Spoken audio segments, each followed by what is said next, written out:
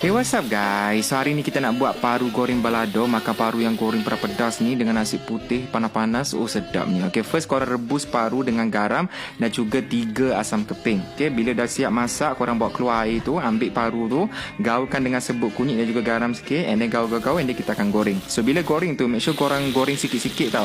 Sebab bila masuk minyak panas, paru tu akan berkembang. So kita nak make sure dia ada enough space untuk berkembang, and goreng sampai dia betul-betul garing. Okay, next ambil 1 biji bawang merah saiz besar, 1 tomato, 3 lada hijau, 5 lada merah, 3 cili padi hijau, 5 cili padi merah dengan 5 ulas bawang putih. Okay, korang blend kasar je, and then korang boleh tumis. Okay, bila tumis tu, masukkan 3 batang serai yang dah diketuk dengan 5 helai daun 5 purut yang dah cari kat tengah, and then masukkan seasoning. Letak sos tiram, sos ikan, garam, sebut perasa, semua tu lah.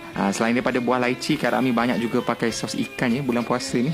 And then bila kita dah tumis, make sure air tumisan tu dah kering, and then baru masukkan paru yang crispy tadilah. Padamkan api, boleh gaul-gaul, and siaplah kita punya paru goreng balado. Makan dengan nasi putih sedap, dengan bubur pun boleh, dengan nasi lemak pun sedap. Tapi yang ni kita goreng telur mata.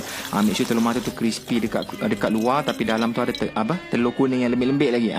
Macam makan nasi putih, letak ulam, and letak kita punya paru balado, letakkan kicap ke atas, and siap. Makan macam ni pun dah boleh berpinggan, dah boleh makan nasi, ataupun buat lebih boleh makan untuk sahur juga nanti. Okay, so pergi je supermarket, cari je paru frozen pun tak ada masalah. Korang kena try dekat rumah. Selamat berbuka.